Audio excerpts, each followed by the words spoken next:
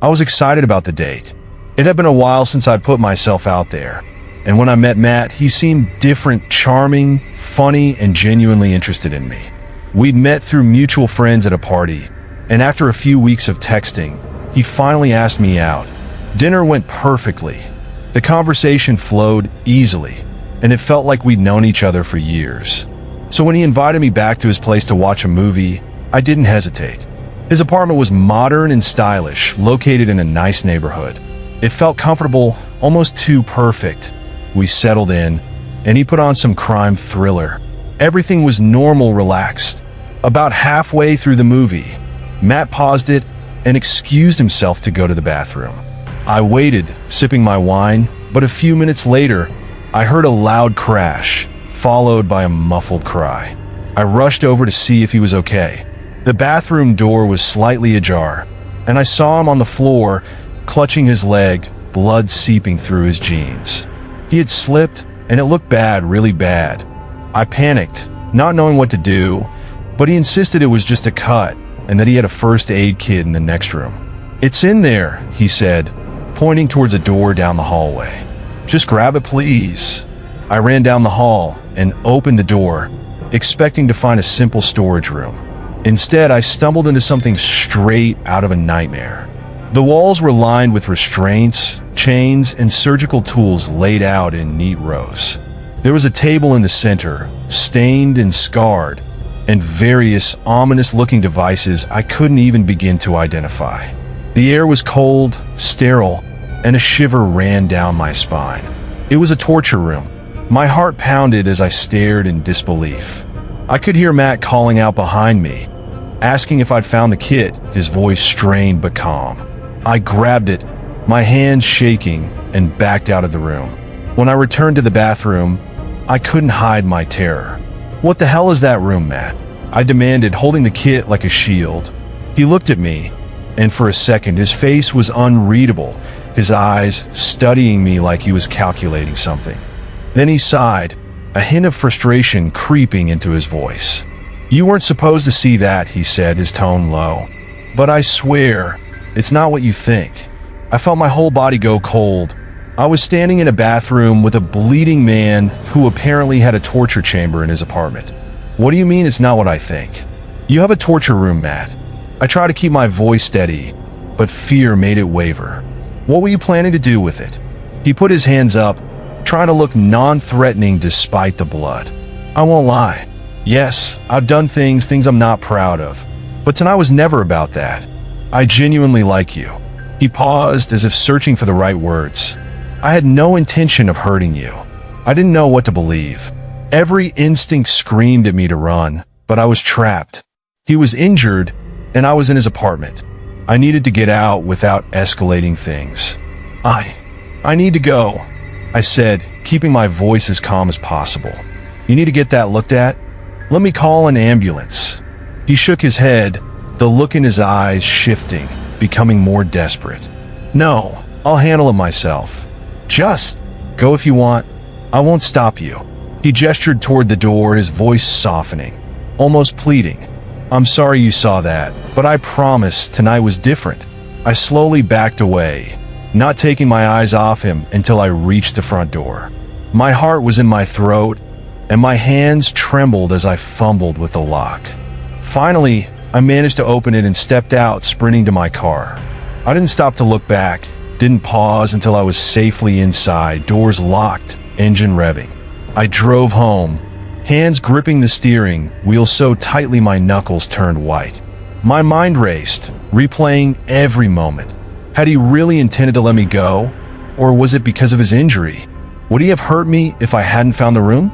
I'll never know for sure, but that image of the torture room, its tools and chains, haunts me. The next morning, I blocked his number and changed my social media settings. I wanted no trace of him left in my life. I still shiver when I think about how close I came to being another one of his victims, or worse, how easily I could have fallen for his lies. Dating apps are a gamble, but after months of boring conversations and ghosting, I finally matched with someone who seemed genuine. His name was Alex, and we clicked instantly. After days of chatting, we decided to meet up. He suggested we have a Netflix and chill night at my place, which felt casual and safe enough. We'd been talking for hours on the phone and video chatting, so I felt like I knew him. How wrong I was?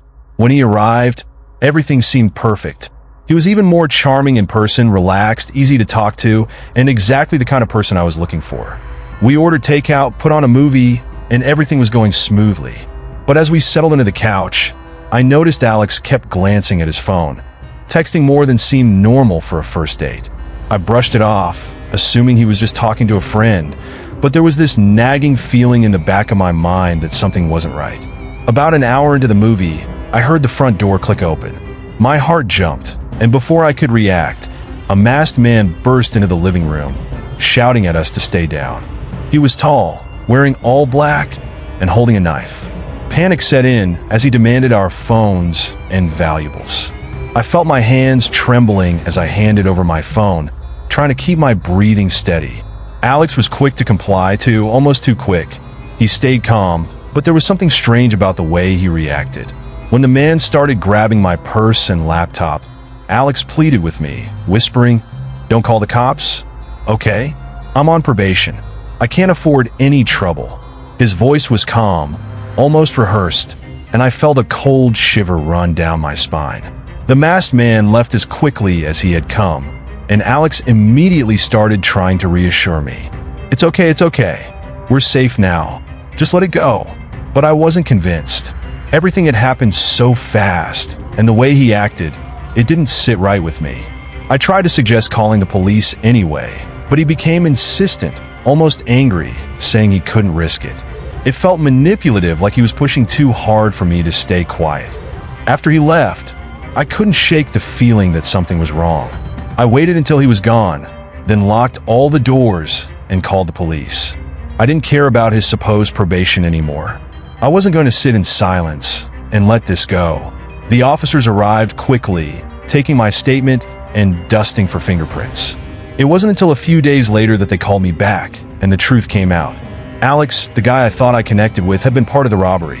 He had used our date as a cover, coordinating with his friend to stage the break-in while I was distracted. It was all planned, down to the way he acted during the robbery, trying to make sure I wouldn't report it. Both Alex and his accomplice were arrested. The police told me that he had done this before, using dating apps to set up similar thefts. I felt a mix of rage and betrayal.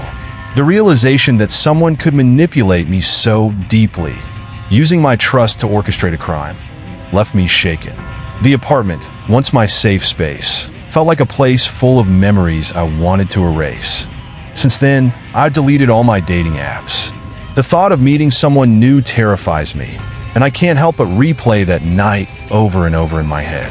It's not the masked man that haunts me the most, it's Alex's face, his smile, and the lies he told so easily. It was supposed to be a quiet night. I had decided to settle in with a horror movie, something to set the mood for the chilly fall evening. My apartment was on the ground floor, nestled right up against a thick patch of forest. It was cozy, but sometimes the darkness outside those windows felt a little too close, especially when you were alone. Still, I loved it until that night. The movie was halfway through when I started hearing strange noises. At first, it was just a soft rustling, like the wind moving through the trees. But then it got louder. Footsteps, heavy, deliberate. I paused the movie, my heart beating a little faster as I listened. The steps seemed to circle my apartment, slow and measured. Trying to shake off the fear, I told myself it was just an animal, maybe a deer. But deep down, I knew it wasn't. The footsteps stopped, and there was a brief silence. I almost convinced myself that it was nothing when a loud thud against the window made me jump. My eyes snapped to the glass, and that's when I saw him, a man, running straight for my window. His face was twisted, eyes wide and unblinking, and his hands were outstretched as if he was trying to grab me. My body reacted faster than my mind. I leapt up and slammed the window shut just as he reached it, his hands smacking against the glass with a force that rattled the frame. I backed away, my heart racing. I could still see him, his face pressed up against the glass, breathing heavily, fogging up the window. His eyes were wild, darting around, almost as if he was trying to find a way in. I grabbed my phone, ready to call 911, but before I could, he suddenly stepped back and disappeared into the darkness. I stood there, holding my breath, my eyes scanning the trees, but he was gone. I waited frozen for what felt like hours. I didn't know whether to call the police or just wait it out, hoping he'd leave for good. But then the footsteps returned. This time, they were slower, creeping along the side of my apartment, as if he was trying to be quiet. I ducked down, peering out from behind my couch. That's when I saw the doorknob rattle. He was trying to get in. My hand shook as I dialed 911, my voice a whisper as I told the operator that someone was trying to break into my apartment.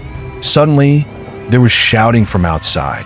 I peeked through the blinds just in time to see a young girl, maybe in her teens, standing between me and the man. She was yelling at him, trying to pull him away from my door.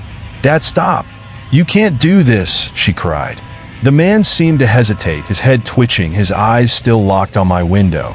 I watched as she struggled with him, her voice frantic as she tried to drag him back towards the forest. She kept saying he wasn't well, that he was having another episode. Eventually, he backed away, his gaze lingering on my apartment before the girl led him off into the shadows. I stayed there, crouched behind my couch, until the police finally arrived. When I explained what happened, they found it strange, but assured me it was likely just a case of a confused man wandering too close to the property. They didn't seem too concerned, especially since the girl had apparently told them about her father's condition. But as I replayed the night in my head, something didn't sit right. The way he'd run straight for my window, the intensity in his eyes, it felt calculated, not random. And the girl, she was too quick to show up, as if she'd been waiting. I couldn't sleep that night. Every little noise set me on edge, and the thought of those eyes staring at me through the glass wouldn't leave my mind. The next morning, I packed up my things and moved out. It was sudden, but I couldn't stay there. The thought that the man might have been faking his condition, that he was testing my reactions, made my skin crawl. Even now, I can't shake the feeling that he was watching me long before that night. And I wonder, if I hadn't shut the window in time, what would have happened? If you're enjoying the stories so far, don't forget to smash that like button and subscribe to the channel for more creepy stories just like these. And hey, have you ever had a paranormal experience? Drop a comment below and share your story with us. We'd love to hear it. Now let's dive into the next story. I had been feeling optimistic lately, trying to put myself out there after months of keeping to myself. So when I met Tom through mutual friends and we clicked, I decided to invite him over for a movie night at my place. It was simple, casual, just a chance to get to know each other better without any pressure. Little did I know, that night would become the most terrifying experience of my life. Everything started off great. We picked a couple of classic horror movies, got some snacks, and settled into the couch. It felt easy and comfortable, like we'd known each other for longer than just a few weeks. But about halfway through the first movie, I noticed a faint noise, something like shuffling, coming from behind the couch. It was so soft at first that I brushed it off, thinking it was just the wind or the pipes. But then it happened again, louder this time. Tom paused the movie, and we both listened. There was again a rustling, almost like someone shifting their weight. We exchanged nervous glances, and my stomach sank. "Do you have pets?" he asked, and I shook my head. I tried to laugh it off, but the fear in his eyes mirrored my own. We stood up, cautiously peering over the back of the couch. The noise stopped. The silence was so thick, I could hear my own heartbeat. Tom suggested we check the area, so we slowly pulled the couch away from the wall. At first, it seemed like nothing was there, just dust and a few loose wrappers that must have slipped behind over the years. But then something caught my eye. A small, folded blanket and a few crumpled cans were tucked into the narrow space behind the couch, hidden just out of sight. I stared in shock, my mind struggling to process what I was seeing. It was a makeshift spot, like someone had been sleeping there, right behind me in my own home. I felt my blood run cold. "What the hell?" Tom whispered, his face pale. We backed away, our eyes darting around the room. That's when we heard it again, another shuffle, but this time coming from the hallway leading to the bedrooms. Someone was definitely in the apartment with us. Tom grabbed my arm, and we bolted for the front door, slamming it behind us as we stumbled into the hallway of my building. My hands were shaking so badly, I almost dropped my phone as I dialed 911. Tom stood guard by the door, trying to listen for any signs of movement inside, while I frantically explained the situation to the dispatcher. It felt like forever before the police arrived, and every second, I imagined that stranger creeping closer to the door, ready to burst out. When the officers finally came, they went in cautiously, guns drawn. Tom and I waited outside, the minutes crawling by like hours. Finally, they emerged, leading a man in handcuffs. He was dirty, his clothes worn and ragged, like he hadn't bathed in weeks. His eyes were wide and darting around, but he didn't say a word as they led him past us. One of the officers explained that they'd found the man hiding in the hallway closet. It looked like he'd been living there for weeks, using the small space behind my couch as his bed. The cans and wrappers? His stash of food. They even found a small notebook filled with unsettling scribbles and rough sketches of my apartment layout. He had mapped out every room, every hiding spot. I felt my knees go weak. The thought that someone had been living in my home, watching me, was too much to bear. The officer assured me they would investigate further, but they believed he had been slipping in and out through a window I rarely used. Somehow, he'd managed to make himself at home without me ever noticing. After they left, I couldn't bring myself to stay in the apartment. I packed a bag and went to stay with a friend for a while. But even then, the thought of those noises, the faint rustling and the shuffling, haunted me. Every creak of a floorboard or draft through the window felt like he was still there, watching. A few weeks later, I moved out, breaking my lease. I couldn't live with the constant fear, the sense that my privacy had been so deeply violated. To this day, I still check every corner, every closet, every hidden space when I enter a room. I'll never forget that night, or the feeling of knowing that I had been watched without even realizing it. At 18, you don't think much about danger. I was excited when a girl I met online, Lisa, invited me over for a Netflix and chill night. She was cool, funny, and well, gorgeous. We'd been chatting for a couple of weeks, and when she suggested we meet up, I jumped at the chance. Her place was only a few blocks from my house, so I figured it was safe. In hindsight, I should have paid more attention to the little details that didn't add up. When I arrived, she welcomed me with a big smile, and her apartment seemed normal enough, clean, cozy. Candles lit, it all felt inviting, and I relaxed, thinking this was just going to be a fun night. We sat on the couch, and she put on some bizarre indie horror film that I had never heard of.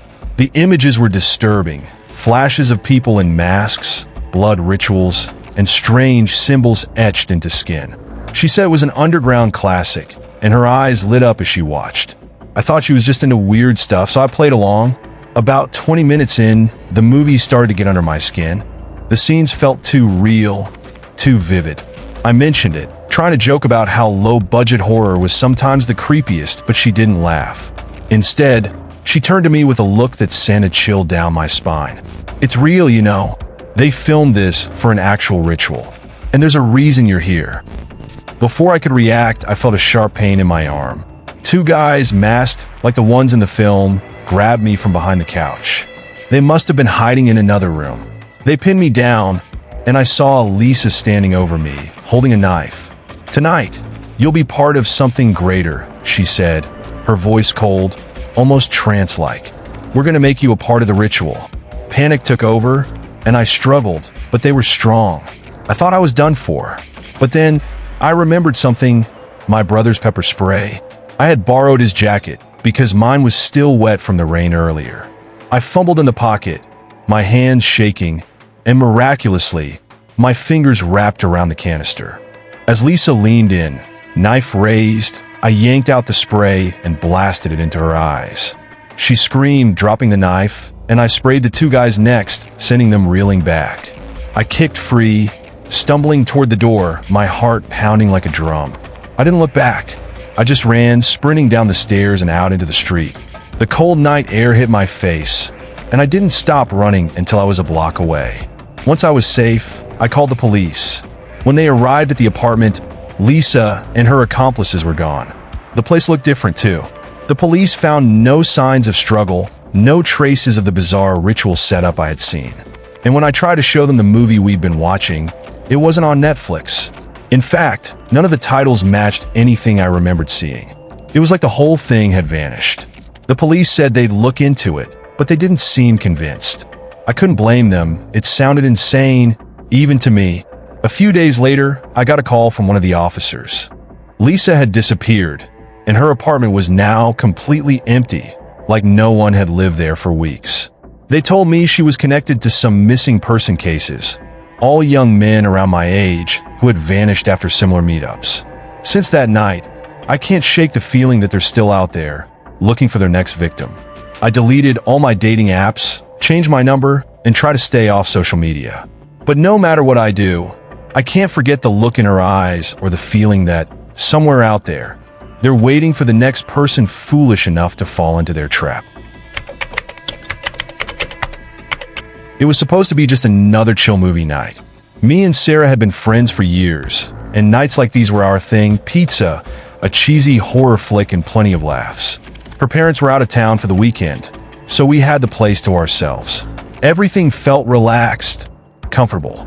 But then, halfway through the movie, everything changed. We were deep into the plot when we heard it, a loud crash, like glass shattering, coming from the back of the house. We both froze, staring at each other, the sound echoing through the quiet living room. At first, I thought maybe it was the movie, some special effect. But then I saw the fear in Sarah's eyes. This was real. She quickly muted the TV, and the silence that followed was unnerving. We could hear the faintest sounds of someone moving through the house, footsteps, the rustling of objects being moved around. My heart raced as we realized someone had broken in. Sarah grabbed my arm, her eyes wide with terror, and whispered, "We need to hide." We scrambled to our feet, moving as quietly as we could, and ducked into a closet in the hallway. It was cramped, barely enough space for the two of us to fit, but we pulled the door shut and held our breath. Every little noise seemed amplified in the dark, the pounding of our hearts, the soft creak of the floorboards as the intruder moved closer. I could feel Sarah's hand gripping mine tightly, and I knew she was just as terrified as I was. From our hiding spot, we heard drawers being opened and things being knocked over. The intruder was rummaging through the house, taking his time. My mind raced with worst-case scenarios. What if he found us? What if he had a weapon? We stayed as still as we could, barely breathing, hoping he wouldn't come our way. After what felt like an eternity, the sound started to fade. The footsteps moved further away, and we heard the back door creak open again. We stayed put, not daring to move until we were sure he was gone. Finally, after a few minutes of silence, we crept out of the closet, our legs shaky. As we cautiously approached the living room, we peered out the front window. That's when we saw the guy, dressed in dark clothes, sprinting across the front yard, but just as he reached the street, headlights flashed, and a car came speeding down the road. It happened so fast. 1 second, he was running, the next, he was on the ground. The car didn't even stop. It just kept going, its taillights fading into the night. We stood there, stunned, unable to process what had just happened. Sarah quickly called 911, and within minutes, the police and an ambulance arrived. They checked the house, confirming the break-in. The guy was still alive when they found him, but barely conscious. We watched from the front porch as they loaded him into the ambulance. The next day, the police told us he was a known criminal, tied to a string of burglaries in the area. He'd been targeting houses he thought were empty, but this time, he'd picked the wrong one. They said we were lucky to have hidden when we did. It took a while for the shock to wear off. Sarah and I kept replaying the night in our heads, imagining all the ways it could have gone differently. The thought of someone breaking in while we were just sitting there, completely unaware, still gives me chills. We had always felt so safe in our house, but that night changed everything. Since then, we've been more cautious, double-checking every door and window, even when we know we're alone. It's a reminder that danger can strike when you least expect it. And for both of us, that movie night will always be the night everything changed. I'd had a crush on Ryan for as long as I could remember. He was one of those guys everyone talked about, popular, confident, and yes, a bit of a player. But when he asked me over to his house for a movie night, I couldn't say no. I figured it was my chance to finally get close to him, to see if maybe there was more to him than just his reputation. Looking back, I wish I had listened to those nagging doubts in the back of my mind. When I arrived, his place was exactly what I expected, comfortable, a little too neat, with the smell of cologne hanging in the air. We settled on the couch, put on some action movie I can't even remember now, and it felt nice.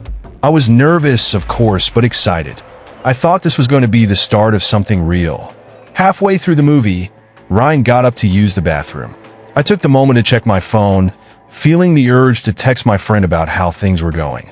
As I shifted on the couch, I accidentally knocked over a small decorative plant on the side table.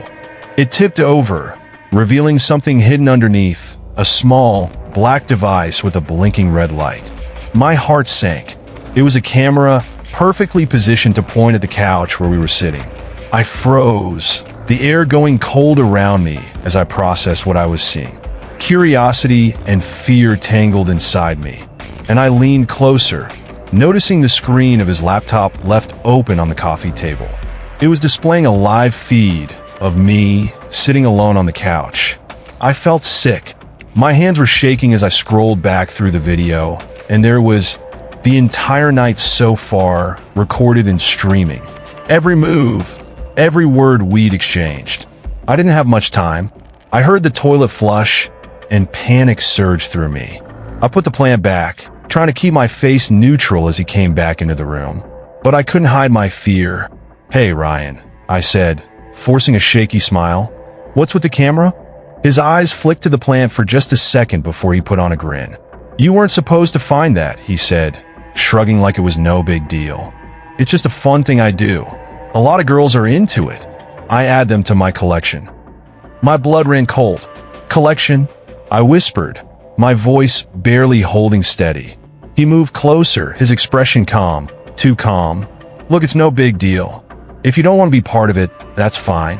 But you should know, you're not the first, and you won't be the last." That was it. I grabbed my bag and bolted for the door. He didn't even try to stop me. In fact, he almost seemed bored, as if this had happened before. I ran out of his house and down the street, my heart pounding, not stopping until I was safely home. I blocked his number and deleted every text, every trace of him from my phone. The next day, I couldn't shake the feeling that I needed to tell someone. I spoke with a girl I knew who had dated him months earlier, someone who had mysteriously broken up with him and switched schools. When I told her what I found, she didn't seem surprised. She told me that she discovered the same thing. Hidden cameras, a collection of videos he kept on his laptop, filming unsuspecting girls without their knowledge.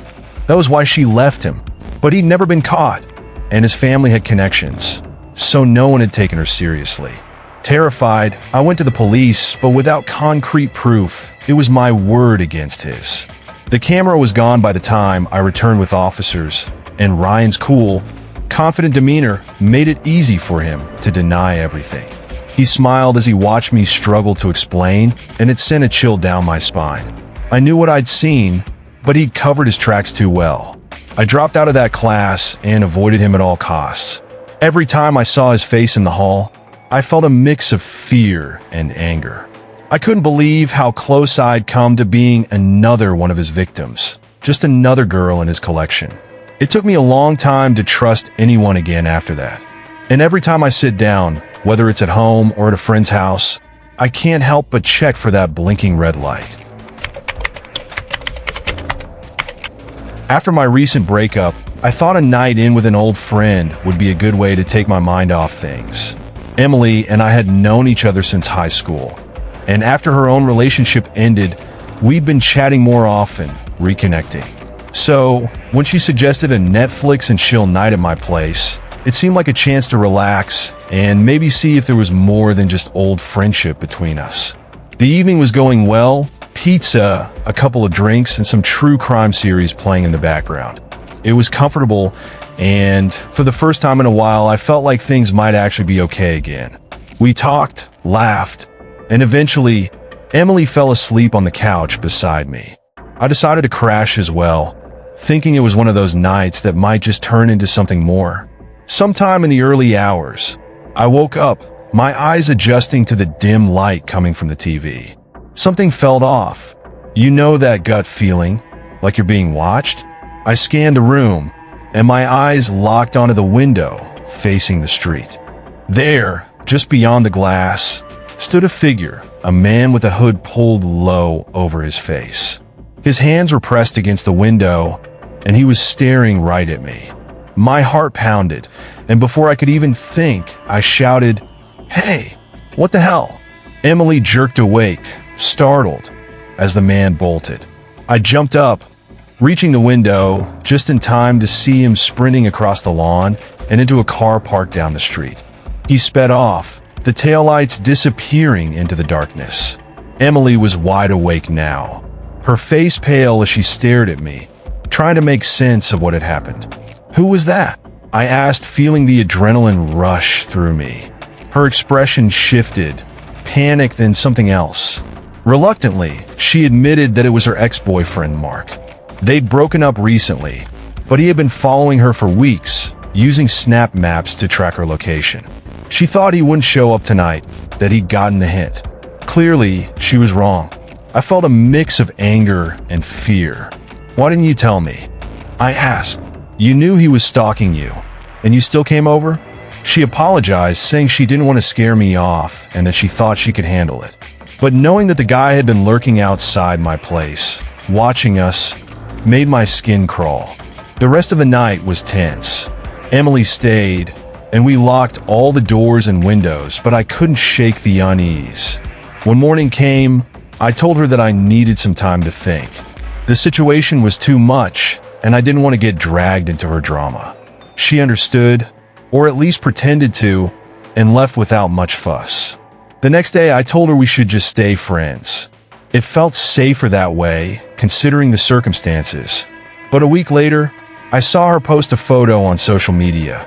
Her and Mark, back together, all smiles and cozy. It was like nothing had ever happened. I was stunned.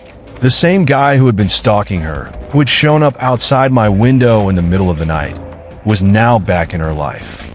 I unfollowed her after that. I didn't want any part of whatever was going on between them. But every so often, I can't help but wonder if he's still watching her, or worse, if he's watching me. College life can be lonely, so I turned to a dating app, hoping to meet someone new. That's when I matched with Emily. She was cute, funny, and seemed like she was genuinely interested in getting to know me.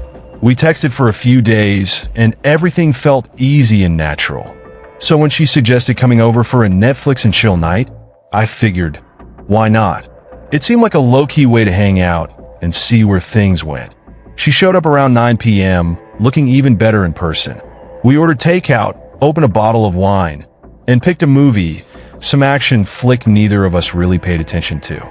We laughed, talked, and the wine flowed easily. After a while, we both ended up falling asleep on the couch, the night feeling comfortable and normal. But when I woke up in the middle of the night, everything felt wrong. I opened my eyes to find Emily sitting up, her body unnaturally still. Her eyes were wide, unblinking, and locked onto me. She had this grin on her face, a smile that was way too wide, almost like it was forced. At first, I thought she was joking, but the longer I looked, the more unsettling it became. "How many kids do you think we'll have?" she asked, her voice light, but the tone behind it felt wrong. My heart started racing, and I tried to laugh it off. I don't know, Emily. We just met." But she didn't react, didn't blink. She just kept staring, that strange smile plastered across her face. "I think we'll have 3, 2 boys and a girl."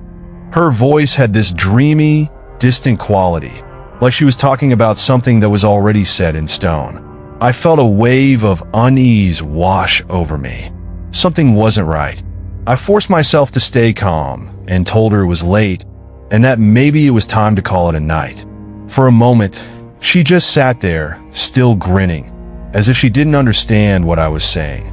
Then, without another word, she stood up, grabbed her bag, and walked out of my apartment.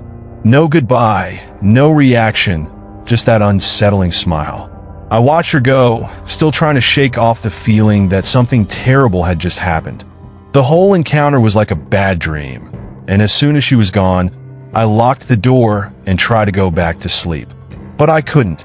Every time I closed my eyes, I saw her face, those wide eyes, and that unnatural smile. The next morning, I woke up to a message from her. "Hey, I don't think this is going to work out. It was nice meeting you though. Take care." And that was it. No explanation, no follow-up. I tried to respond, but she didn't reply. I checked the app we matched on, and her profile was gone. It was as if she'd vanished overnight. I haven't heard from her since. I don't know if it was some weird joke, if she had some kind of mental break, or if there was something darker going on. But one thing's for sure, I can't forget the way she looked at me that night, like she knew something I didn't. If you enjoyed these true horror stories, you won't want to miss our next video. Check out 9 disturbing true hiking horror stories by clicking the card on the screen or finding it as the previous video on our channel. Don't forget to like, subscribe, and let us know in the comments if you've ever had a paranormal experience. We'd love to hear your stories. Stay brave, and we'll see you in the next video.